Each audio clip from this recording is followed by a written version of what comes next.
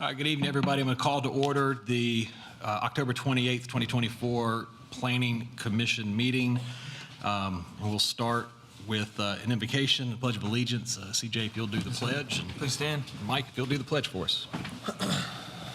Dear Lord, thank you for this day. Thank you for this fellowship. Lord, please be with us tonight as we make important decisions for our city. Keep everyone safe going home. In your son's name, amen.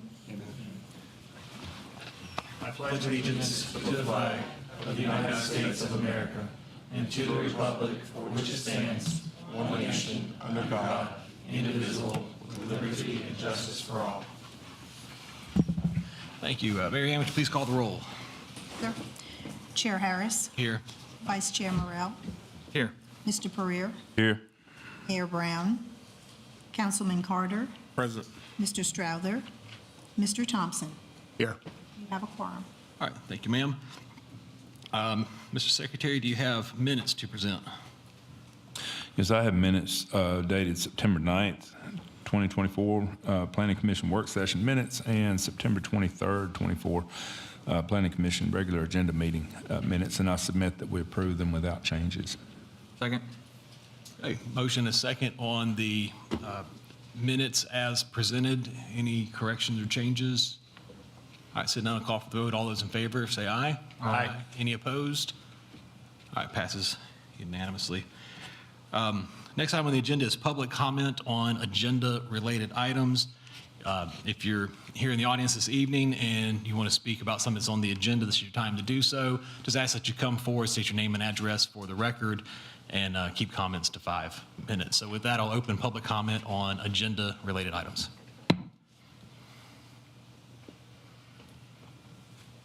All right, seeing no one wishing to speak, close the public comment on agenda-related items, and we'll move on to the consent agenda. We have 11 items on the consent agenda. Is there anyone from staff or the commission that wants to remove any of those items and place them on the regular agenda? All right, seeing nobody, I'll entertain a motion for the consent agenda. Motion to approve with all staff comments. Mr. Chairman, I'll recuse myself from items 8, 9, and 10 on the consent agenda. Okay, so noted. Thank you, sir. We had a motion for approval in a second. Oh, I'll second. Okay, and a second by John. Okay. All those in favor of approving the consent agenda, say aye. Aye. And opposed? All right, passes unanimously. All right, with that, we'll move on to Commission Item 12, which is Resolution Number 2024-137, Gallatin Department of Electricity Parking Lot Expansion Site Plan. All right, thank you, Mr. Chair. Jim Carpenter, Staff Planner. The owner and applicant request approval of an amended site plan for GDE Phase 1A on 11.6 plus or minus acres, Zone CG Commercial General and R10 Medium Density Residential Zone Districts located at 135 Jones Street. The owner and applicant request approval of an amended site plan with an alternate buffer yard for this parking lot expansion to the west of this truck parking building. GDE is collaborating with the engineering department on widening Jones Street. And with that, staff recommends approval of resolution number 2024-137 as shown with 3 conditions. All right, thank you, Jim. We do have a representative for the applicant or the applicant.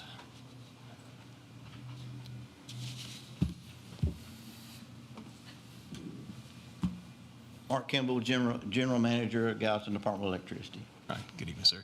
Do you have any concerns or anything you want to address with the plans? The only thing that we have talked about, and we've talked about this with engineering, is with the road widening, they started off with their regular street plan, I would say. And there's some concerns about the width of the right-of-way from my side down the street. It won't impact GDE as much as it will some of the homes that are going to remain on our side of the street. There's 6 homes still down the street closer to South Water. And I would ask that not only the extra buffer, not the extra buffer, but the reduced buffer by about a couple feet. I would ask that the Planning Commission consider reducing the sidewalks from 6 to 5, and from the grass strip in the road right-of-way from 5 to 4, which would give us a couple of extra feet that we would not be required to purchase, and it would not impact the homes down the street as much. GDE has agreed to purchase the right-of-way for the street widening, since we're the ones that really need the extra width in the street. And I'm just trying to be respectful of the homeowners down the street as much as anything with the reduced right-of-way.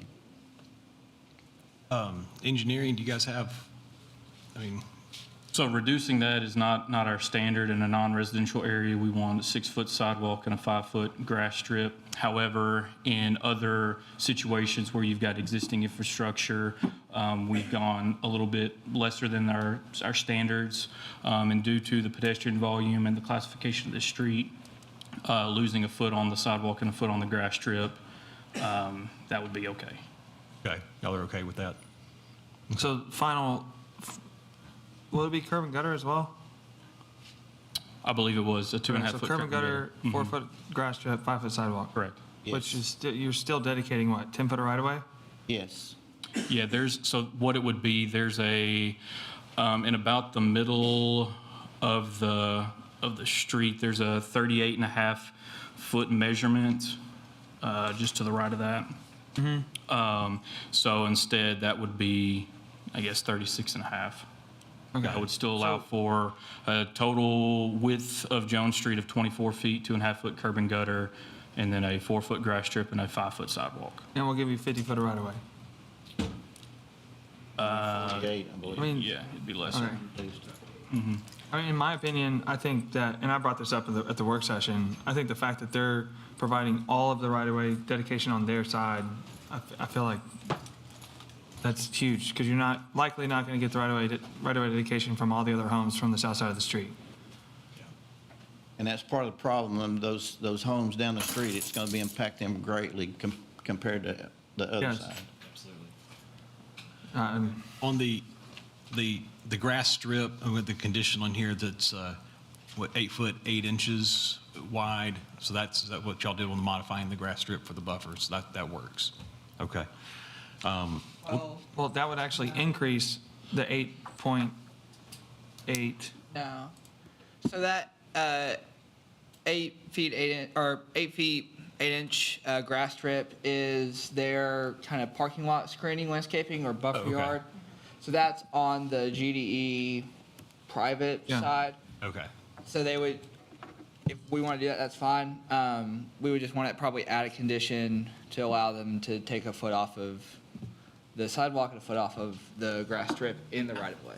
Okay, but Mr. Kimball, you're okay with the 3 conditions they have, you're just asking for the relief on the sidewalk and the grass strip? That's correct. Okay, If we get the 2 foot on the street side, we'll probably add to the parking lot just a little bit and give a little extra wide gotcha. parking. Does that need to be in a form of a condition? I think we should add a condition, so I'll make a motion to approve with staff's 3 conditions of approval, adding condition 4, that the sidewalk be reduced to a 5-foot width and the grass strip reduced to a 4-foot width. Second? Okay. Got it.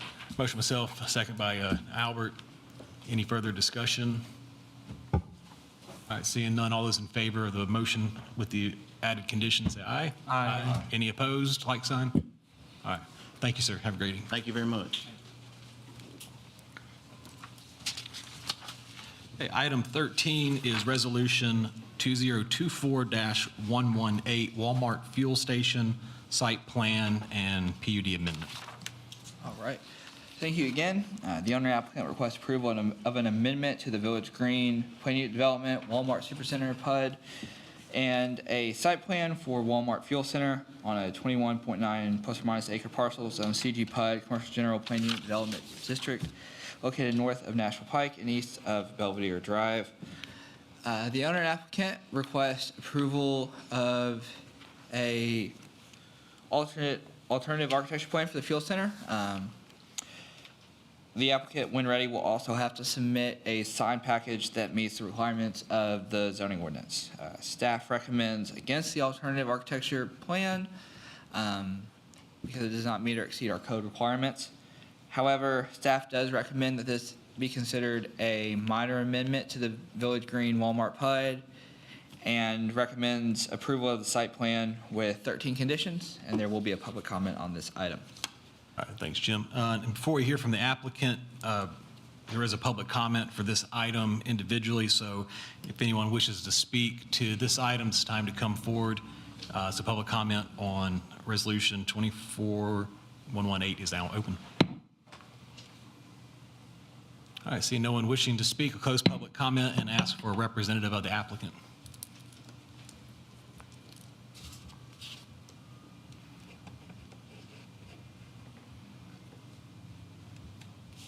Hi there. Kyle Sherhart with Carlson Consulting Engineers. Evening.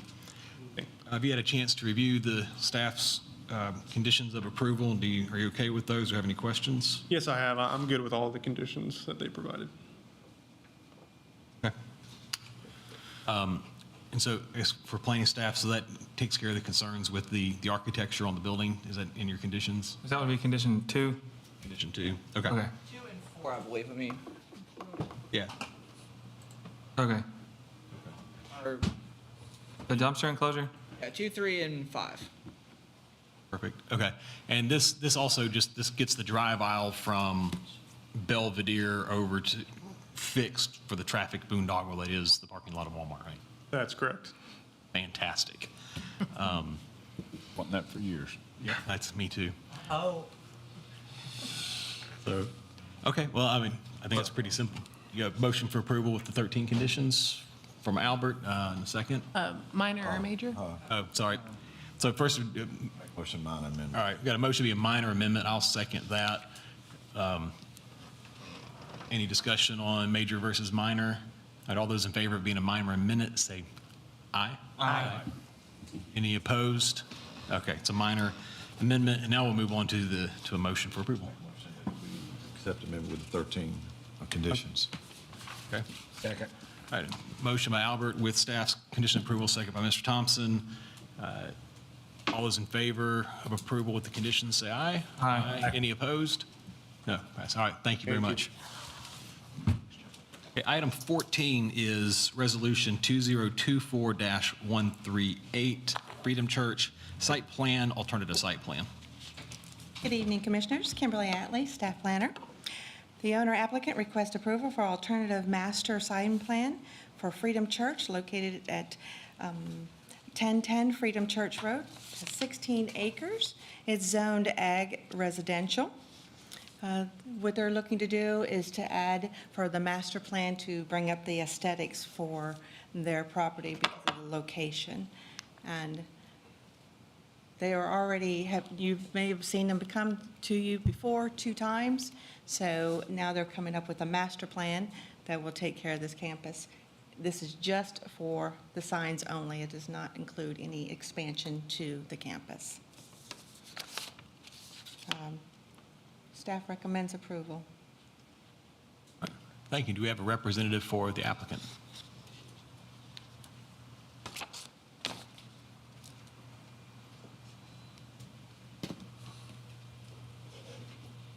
Hi, I'm Regina Thompson with Visionary Studios, representing Freedom Church at 1010 Freedom Church Road. The church is interested in providing signage that can kind of help first-time guests know how to navigate the property well. And so all of the signage that we're showing here is basically just helping people understand where students are, where kids are, where main entry points are. And so it's just to help communicate to the community. Great. Yeah, my understanding is this is, because it's in a residential area, they're very restricted on signage because of the zoning, so this plan's going to give them the flexibility to do their signage over time without having to come back to the planning commission every time they want to do a sign. So it makes a lot of sense. There is a mural shown, and we know that the mayor will have to approve that once they get to a point where they're ready to do that. Actually goes through the art council to the city council. Out of curiosity, I guess the overall site plan that's shown in the packet, has that overall site plan been approved, or will we see that at some point in the future? You'll see it in the future. Okay. All right.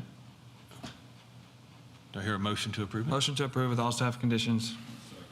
All right, we got a motion and a second for approval with staff's single condition of approval. So all those in favor say aye. Aye. Any opposed, say no. All right, passes unanimously. Thank you very much. All right, item 15 is resolution 2024-146, Kensington Downs Phase 6, Final Master Development Plan. Yes, sir. Yes, the owner applicant requested approval for a final master development plan for Kensington Down Phase 6, located at Greenlee Boulevard and Grandstand Boulevard. They're creating 42 single-family detached lots and zoned R8 PRD on 9.23 acres. Minimum lot size is 6,000 square feet. The width is about 46 feet. This is consistent with the PMDP. There are some minor changes to the applicant's information, but overall, staff recommends approval. All right, thank you. Do we have a representative for the applicant?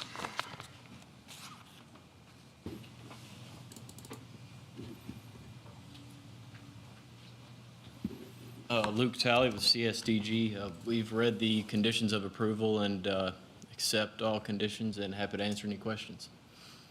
Okay, no, thanks. Again, this is it's pretty much consistent with the preliminaries, so I didn't see anything that was concerning about it. Does anybody have any questions? Likewise. Director Shaw, I'll recuse myself on this item. All right, so noted. Mr. Carrier is going to recuse himself from this item. Yeah, like I say, it looked pretty straightforward to me. I'll make a motion to approve with staff's 11 conditions of approval. I'll second. Okay, got a second by Mr. Thompson. Any further discussion, any questions? All right, then I'll call for the vote. All those in favor of approval, say aye. Aye. Any opposed? All right, passes unanimously. Thank you, sir, with one recusal. Thank you. Item 16 is Resolution 2024-147, Twin Eagles Phase 15, Section B. All right. The owner and applicant request approval of a final master development plan for Twin Eagles Phase 15B, Section 1, to construct 18 single-family dwelling units, 1 public right-of-way, and 2 open space tracts on a portion of a 59.10 plus or minus acre parcel zoned MU, mixed-use zone district located north of Wildcat Run and east of Douglas Lane. The owner and applicant request approval. This is consistent with the approved preliminary master development plan. The plans indicate a 50-foot wide access easement connecting Dottie Drive throughout the remainder of the open space tract to Douglas Lane. That will be recorded as part of the final plat for this property. And a subdivision surety will also be required for the remainder of Dottie Drive. Staff recommends approval with 13 conditions. Thanks, Jim. We have a representative for the applicant.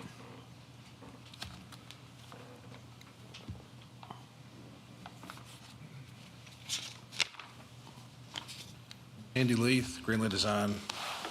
So we are in agreement with all the comments with the exception of 2, and it's not that we're in disagreement, but if you guys recall, this had quite some discussion previous go-round. Want to make sure that we get things clarified with this submittal.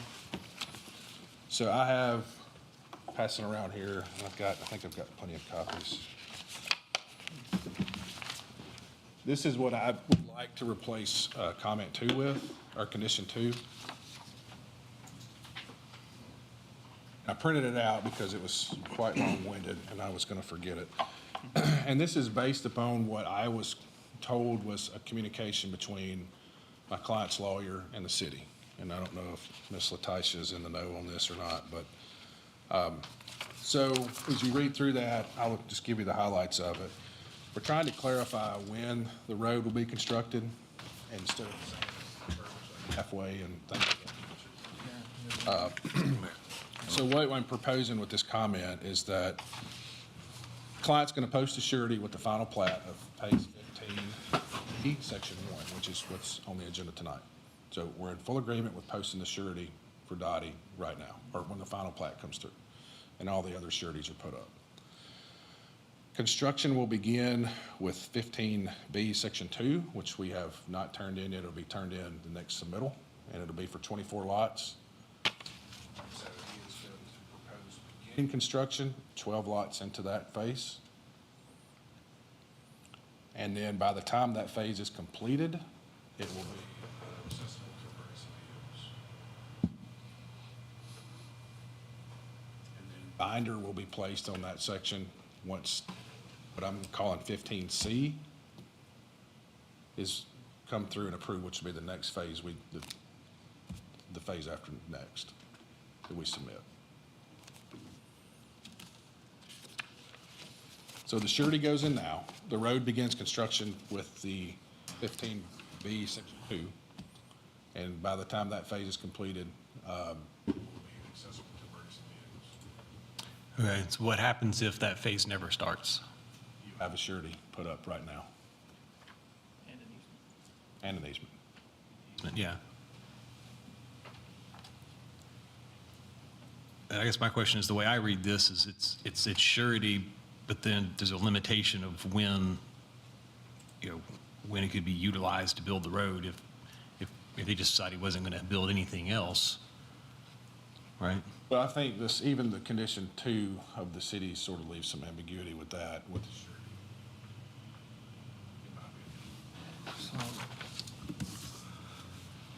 Because it ties the construction to the next phase anyway. So I asked the attorney, you said, do you have any knowledge of this? I can't read it. Excuse me. I'm just messing with you. Tasha Alexander, Assistant City Attorney. Susan and I discussed this prior to me coming in here, and there was no discussion that I was aware of regarding when the road had to be constructed as far as construction-wise. So that is not, from my knowledge, and conversation that was solidified between Ms. High McCauley and their attorney. All I was advised for certain was that it is in the city's best interest to have a surety in place to ensure that this road will be built no matter what. So that's all I can advise you from our office. So So, go ahead, Mayor. I was going to say, but the expectation and the preference of the city is to have the road constructed with the project. And I can recall that we batted about the number of houses in B and C and at what point, because the number had changed. And to me, the conditions say that subdivision surety should be submitted prior to the completion of, prior to the recording of 15B Section 1. A surety for 15B Section 1 shall be submitted, as well as a separate surety for the remainder of Dottie Drive to Douglas Lane. And then it is the expectation that the Dottie Drive connection to Douglas Lane will be constructed while 15B Section 2 is under construction and will be operational prior to Section 2's completion. And I feel like in what you've submitted, Mr. Leith, is kind of articulation of how you envision that being completed by the time that Section 2 is complete, so that it's... Defined completion, which is accessible to emergency vehicles by the time the next 15B Section 2 is done. So it will be completed. That's prior to 15C. Okay. So it will be to the standard of what we currently have in codes, as far as fire trucks being able to get in and out of the subdivision that are under construction.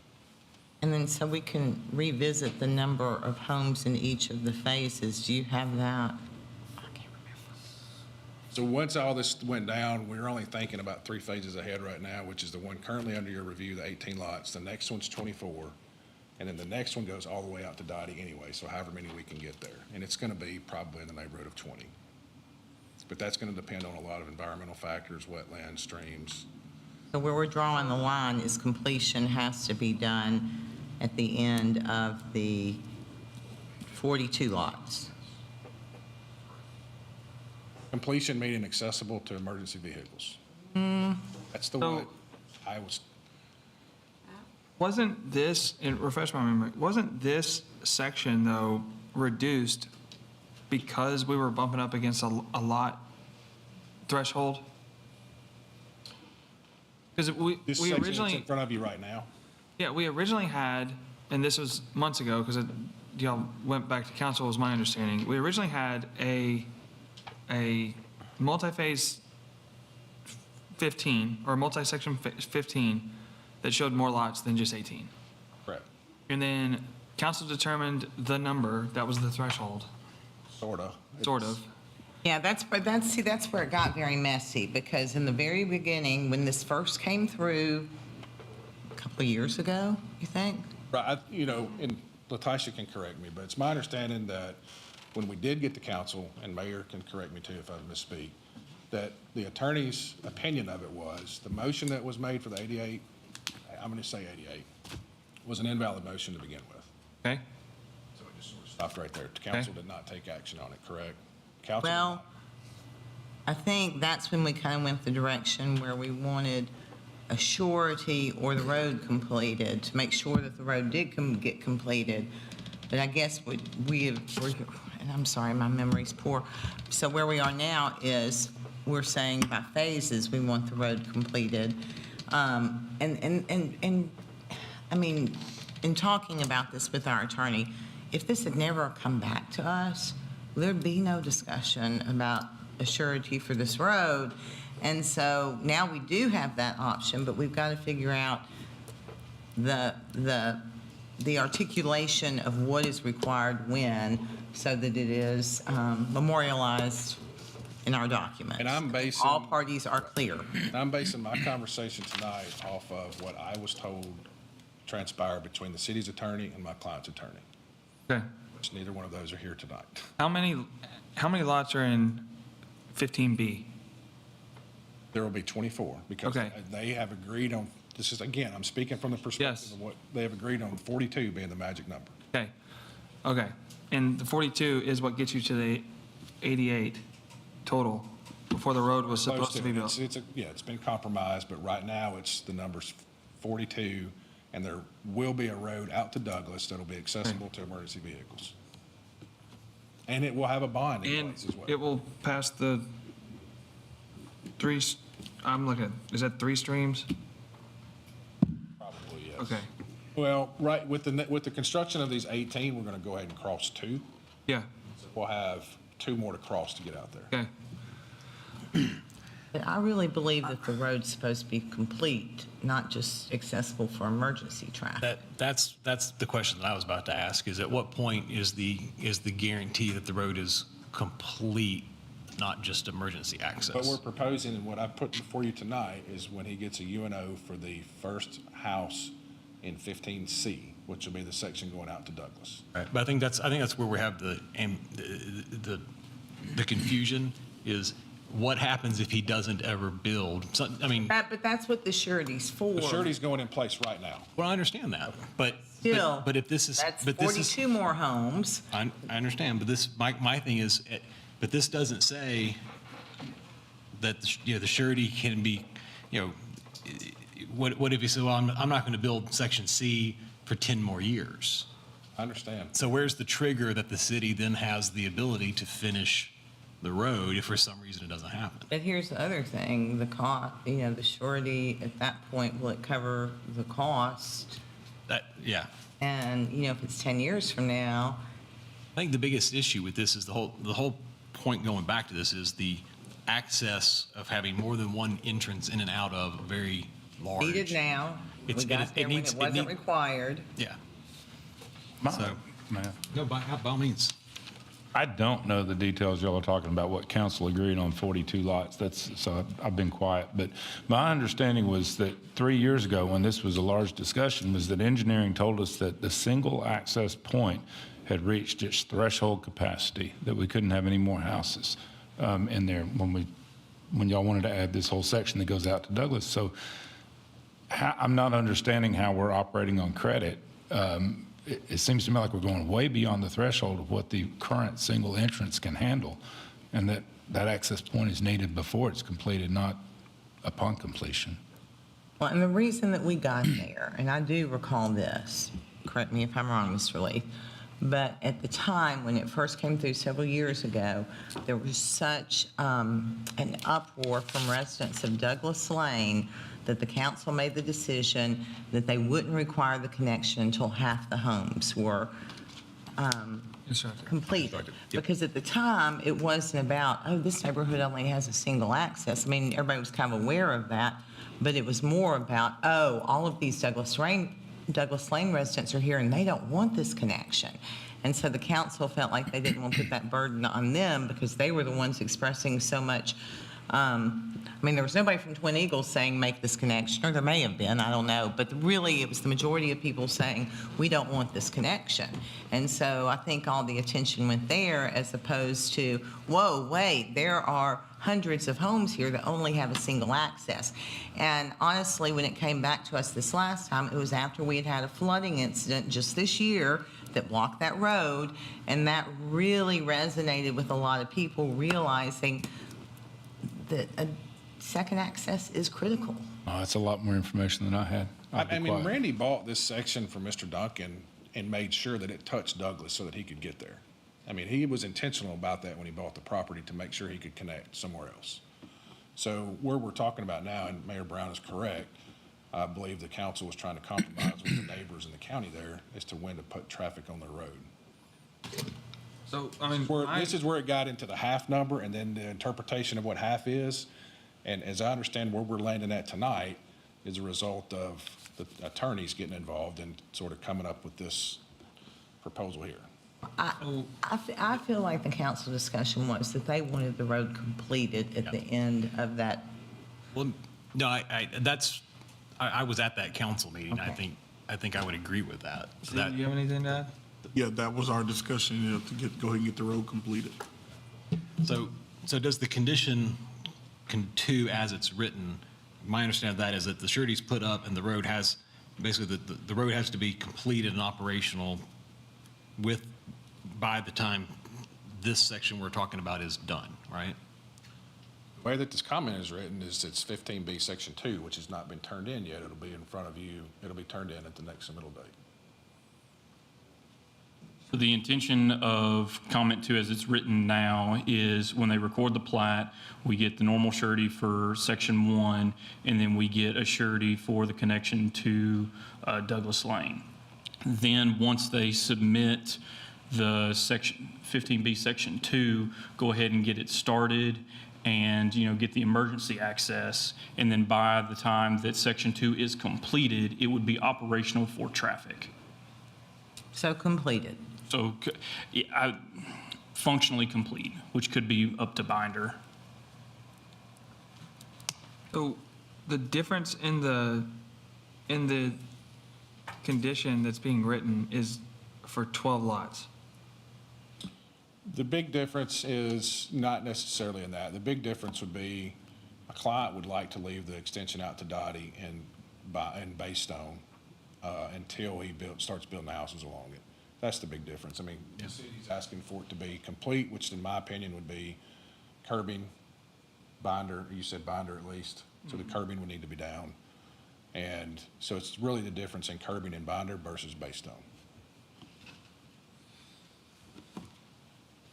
So I sent a little message to the city attorney to see if she could give us any assistance or kind of give me any notes regarding what was said and between herself and your attorney. But she also chimed in that Nick was involved in this conversation. I don't know if you, Aaron, have any notes regarding what he said, and what you just expressed to the commission. Is that the intent you believe that came out of that conversation? That's correct. So I guess I'm thoroughly confused at this point. So are you saying this condition, as they're asking for it to be rewritten, everybody, is what Nick always, I guess here's the challenge I got with it, is we're trying to make a decision based off of conversations and things that were or may or may not have been agreed to by people who aren't here to talk about them. And I don't like it. Right, I didn't bring it up, so. Here's the thing. Can I get right here for a second? sorry. Thank you. Normally what would happen is, based on my conversation just now, is there's conversations had between our office, their attorney, and a department that's involved. Okay, and so whatever is presented to you guys is based on those conversations. So that condition should express the intent of the city based on the conversations that were had and submitted to you all. So we should So vote what on that. Mr. Leith is presenting to you all is what his interpretation is of all that and the changes he would like to make. Would that be a fair statement? Fair, or not Okay. necessarily my interpretation. I got it. I respect your ask, but So I have a question for Brian or for Jillian, either one. So here's my question. I'm not personally comfortable changing this with not knowing the conversations and the who said what. If we approve this with the conditions as written and they want to work something out that's different than that, would they have the ability to come back and ask for it to be amended? Because I don't want to. You can come back and ask for a condition to be changed. Okay. Yes. So, so that's, Andy, it's not that I don't believe what you're saying. No, I'm not comfortable with No, it. So I completely understand. So my opinion is I think the way staff has it written is in line with what my understanding, what council was trying to achieve to get the road operational. So I'll make a motion that we approve with staff's 13 conditions of approval. And a second, Mr. Carter. And reason being, if for some reason there's some conversation going on that would cause that condition to be different, they can always bring it back with maybe the people who are having the conversation and we could revisit it. But I want to keep this moving on, so that's where I'm going to land on it tonight. So, any other questions? All those in favor of approval say aye. Aye. Any opposed, like sign? All right, that'll pass. Thank you, sir.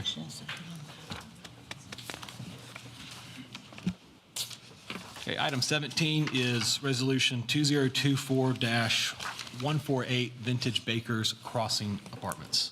It's a master development plan renewal, not a new one, just a renewal.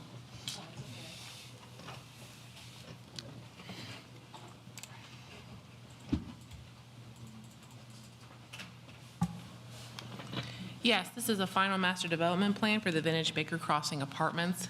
This FMDP was approved 3 years ago, and our FMDPs, if there's no activity on the project, expire after 3 years. So they've come back in with the same set of plans, the same architecture, requesting essentially a renewal of their final master development plan. This is for 252 apartment units along Tulip Poplar.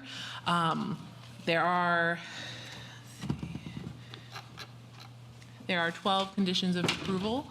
Staff does recommend approval of this FMDP. All right, thank you, ma'am. Do you have a representative for the applicant?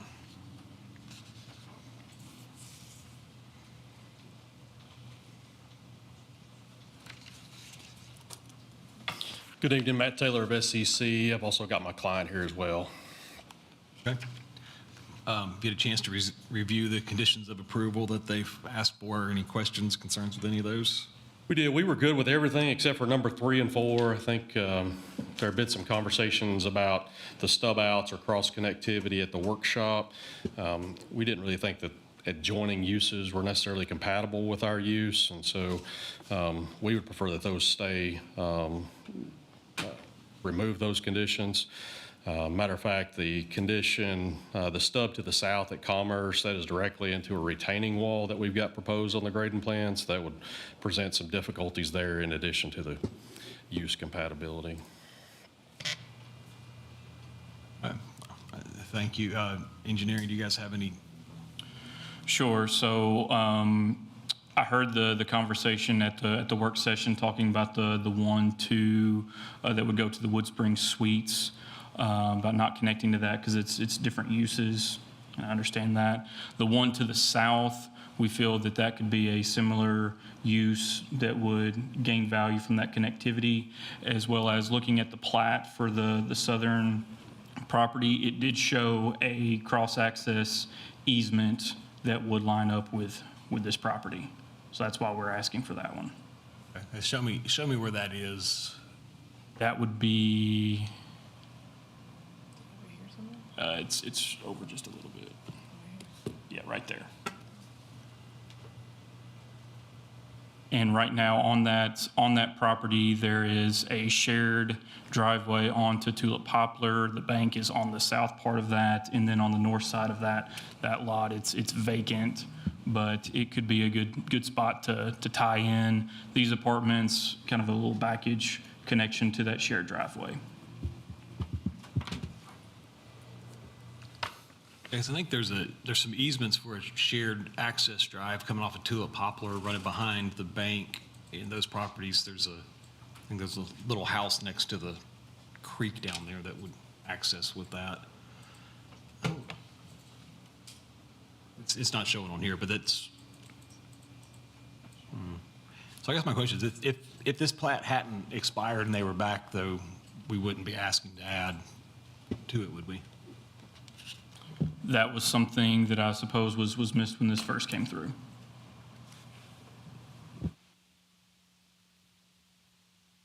Do you have any thoughts on that?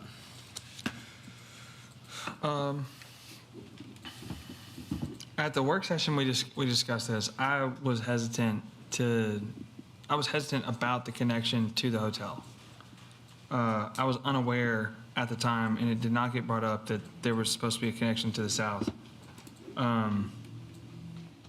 Because we only talked about the connection to the hotel.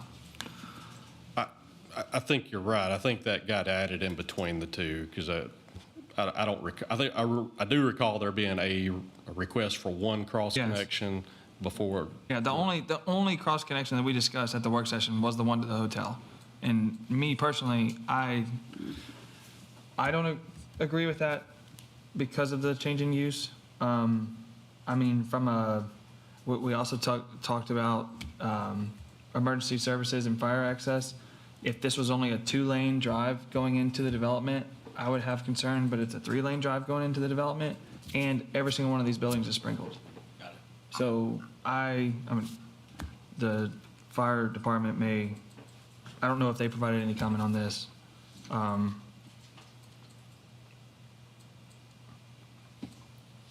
But those are my thoughts.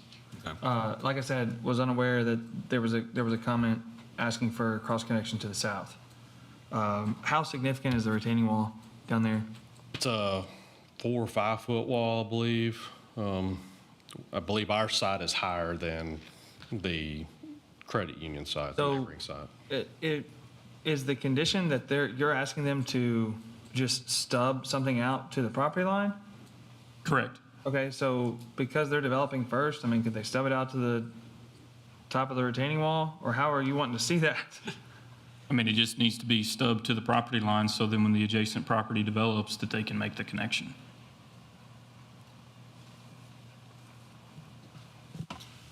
I mean, because they're only going to be able to, in my opinion, the drive aisle, and you would have to remove 3 or 4 parking spaces to stub out the drive aisle on the bottom half, but it would be up, because the parcel to the south is coming second, it'd be up to them to make the connection at the end of the day. And really, what is that, are we looking at a similar zoning there? Same zoning, I or? believe it's MU. How does that work? Going back to those houses where the bank is, the Crylak office, there's the little white house that's sitting there. There's running behind those properties, and there's the other house that's back there. There's a bunch of recorded access easements on all those properties that go back to the Nashville Pike Overlay Management Plan that give access to those houses, and there's a whole bunch of stuff back there. Did y'all take a look at how all that works with what you're asking for? Are you talking about what's on the east or west side of Tulip Poplar? It'd be the west. It'd be the west. So right where the bank is there, if you go back behind the bank, there's a driveway that goes to a house that's kind of sits back in there. I'm not sure if it's used as an office or what it is right now, but there's access easements that, because where the little white house is on Nashville Pike right next to the creek, there's access easements on that property to access it from the rear, because if it ever gets redeveloped into commercial, the drive to Nashville Pike is supposed to go away. So there's a bunch of stuff back in behind those, and I just know I looked at buying one of those properties years ago and went down the rabbit hole of all these weird easements that were back there. So and just based on that, I think it's probably better to let the apartment complex just stay the apartment complex and not confuse the issue. We got retaining walls, you've got a bunch of easements and stuff back there. And so I'm comfortable not having either one of the access easements in that one. I'll second that. So, you want to make that in the form of a motion? Yeah, I can. That's, so if I'm looking at this would be conditions 3 and 4. Okay. I will make a motion to approve with all staff conditions, with the exception, with striking through condition 3 and condition 4. Okay, and I'll second that. So I think it makes sense right there. Any further discussion about the item? A motion is second. All those in favor of approval, striking conditions 3 and 4, say aye. Aye. Any opposed? All right. Thank you. Item 18, Resolution 2024-149, the townhomes at 523 Pace Street, final master development plan. Good evening, Commissioners. Brad Hickman, Staff Planner. The owner and applicant request approval of a final master development plan for the townhomes at 523 Pace Street, consisting of 7 multifamily residential units on a .52 acre lot zoned R6 High Density Residential District, located south of Pace Street and west of Anthony Street. Staff had mainly concerns around parking, seen in the city before with townhomes, although this does meet the minimum. And we do not have elevations, although I've spoken to Mr. Taki over the phone, and he assures me it will be similar to the existing brick elevations he submitted for the attached homes, but we don't have elevations for the one detached home on the property. Okay.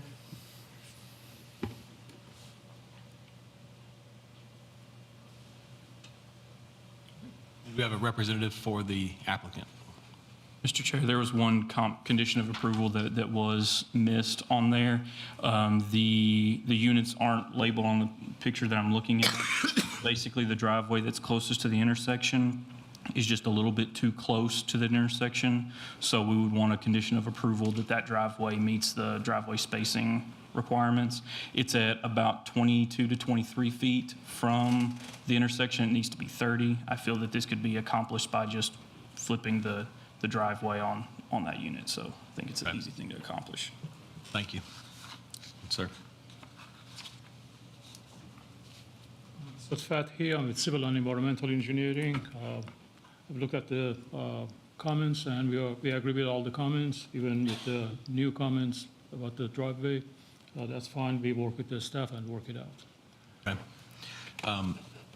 Is there any opportunity to add any additional parking out there? I mean, I know you guys are meeting the minimum on it, but we're just continuing to have problems with these townhome complexes. I understand. It's a tight site, and I would love to. The problem is if I add any more surface, then I have to deal with the stormwater issues that it creates.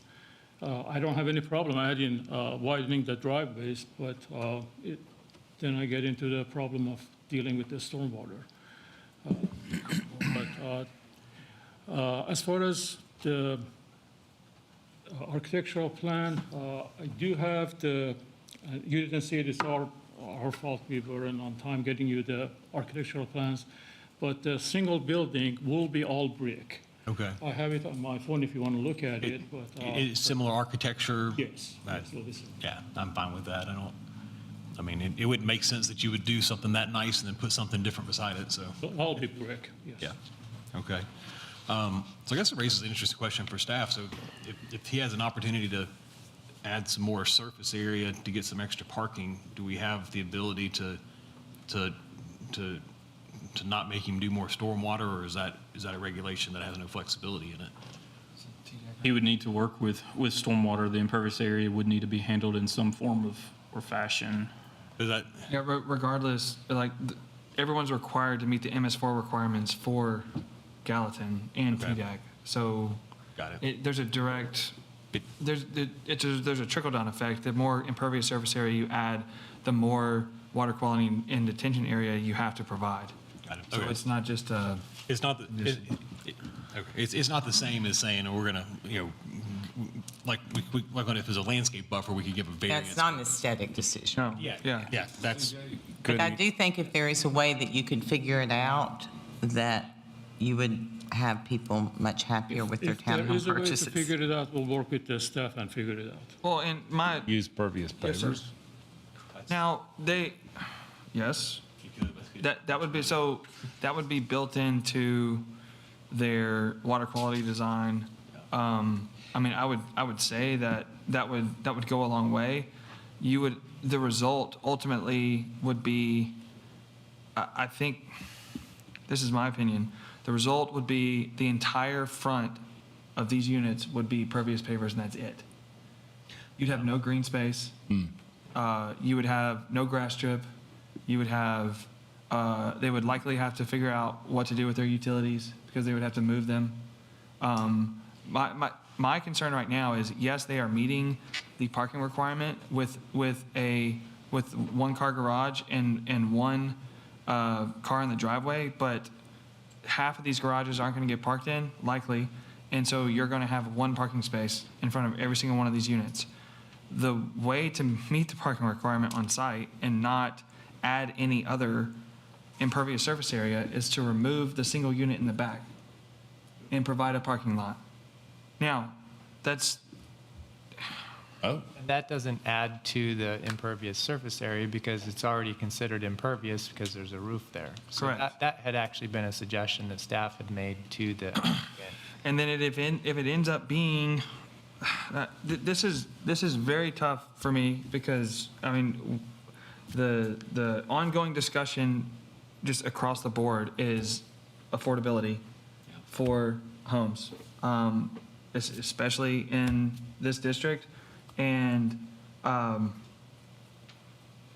think, but I do think that we still need to be cognizant of the fact that the folks that are going to be living here are still going to have people visit their homes. And if people are visiting their homes, they have nowhere to park, unless it's on the street. Taking that one single The street unit is way and too narrow for a bunch Yeah. of extra parking. If you get people parking on it, you're only gonna be able to have traffic one way instead of two.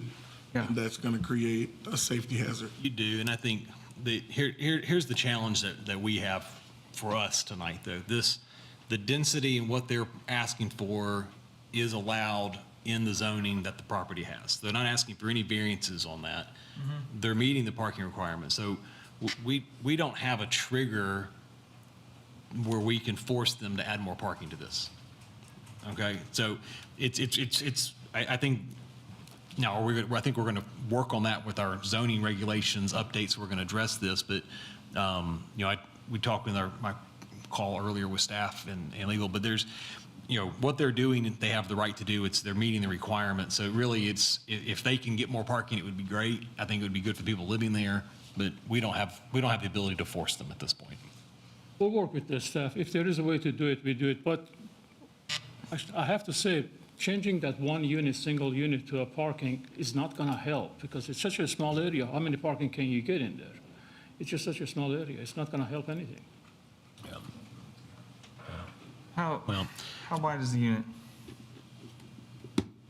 Well, again, I think the challenge, CJ, is, I mean, Can't force it. you can't tell him to remove the unit and add parking. We don't have the legal ability to do that. We think it'll benefit you if you could. if the applicant's saying he's willing to work it out with staff, I mean, would it be acceptable to ask for a deferral for an extra month and Yes, go ahead and get that. and work it approval, out? and we work with the staff. I don't, Yep. me, I mean, We they don't have- work it out with you or they don't, because we can't change what we can do because they're meeting their requirements to some, Well, I mean, kind of that's, Yeah, I don't think there's a way to do it, but let's do it this way. I mean, I'll make a motion to approve with staff's 8 conditions of approval. I'll add condition 9 that all units meet the driveway spacing requirements. That should satisfy for that one. And just, with the knowledge the applicant said they're going to work with staff, and if they can add some parking, they will, but it's really at their discretion at this point, so. That's the motion. I'll second that. I've got a motion, second by the mayor. Any further discussion on the item? All right, seeing none, call for the vote. All those in favor, say aye. Aye. Aye. Any opposed? No. No. All right, got 2 noes, CJ and Mr. Carter. No. All right, thank you, sir. Item 19, Resolution 2024-150, 2228 Nashville Pike Office Development Rezoning with Preliminary Master Development Plan. And this item will have a public comment. Yes, the proposed property is located on Nashville Pike, is approximately .93 acres, and the applicant is requesting to rezone the property from R20 to MRO in order to change the existing residence into an office space. The proposal includes paving the main drive aisle that goes from Nashville Pike into the property, as well as adding parking spaces and ADA and sidewalks. The property will be accessed by an access easement, but only the actual property with the house on it is getting rezoned with this request. The applicant did supply photographs. There is this rock wall along Nashville Pike that will be retained. These photographs also show that there's a healthy tree canopy on this property, which should satisfy any buffer yard requirements. It also shows the house being a predominantly stone residence. And as you can see from the drive aisle, that's the buffer yard. Staff recommends approval of this request with 6 conditions. As this is a rezoning, it will go to City Council and a public hearing is required. All right, thank you, ma'am. Before we hear from the applicant, I'll open a public comment on Resolution 2024-150. All right, seeing nobody leaping out of their seats to come talk, we're going to close the public comment on the item and hear from the applicant. Chairman, I'll have to recuse myself from this item Right. due to a conflict of interest. Noted, thank you. Corey Nelson, 615 Design Group. We agree with all staff comments and greatly appreciate the photos being taken. That was great illumination to what the existing features are. Yeah. Well, Happy to especially answer any questions. when I saw this was on the agenda, I was driving through there. I was trying to figure out where it was at, and you can't hardly even see this house. It's such a good tree canopy on Yeah, you it. can see the cones now that they put out there, so that's about it. Yeah, that's about everything you it. can see. All right, well, I think you just made that a whole lot easier. I'll make a motion to approve with staff's conditions of approval. This is pretty straightforward. All those in favor say aye. Aye. Any opposed? All right, thank you, sir. Appreciate you. And that brings us to item 20, which is other business, which I hear is very short this evening. I'm sure. I do believe nobody from the Planning Commission is going to the conference this coming, in the beginning of November here. Okay? No, I would love to. It's just, Yeah, it is a long ways away, and it's a big commitment to go for a few days, so. I'd already paid to attend something elsewhere. We understand. We do have the opportunity coming up on the 22nd of November, which is a 4-hour training opportunity, which helps you meet your requirement if you have not. It'll be by Zoom, so you can stay at your home in your pajamas and watch it by Zoom and get it done. Just turn your camera off if you're in pajamas. Just, yeah, just. I do plan to attend that one. Yes, likewise. Blocked on my calendar. We will get you a link for the Zoom meeting once that's ready, but it'll start at 8 o'clock in the morning on that day and go through noontime. So What day was that? it's November 22nd. And as soon as they publish the spring dates, will you let us know? Yeah. When was the last time TAPA was in Nashville? In Nashville? Yeah. They had it in Franklin 5 years ago. 5 years ago. It's probably the next one. Yeah, it'll be the Next next one? one. Yeah, they cycle through. Awesome. That 22nd date is a Friday, just for your information. Okay. All right, thanks, Brian. Anything else for other business? That's it. All right. Any announcements? Us to adjourn. Motion to adjourn. All right, second by Albert. All those in favor of going home, say aye. Aye. Passes. Thanks, guys.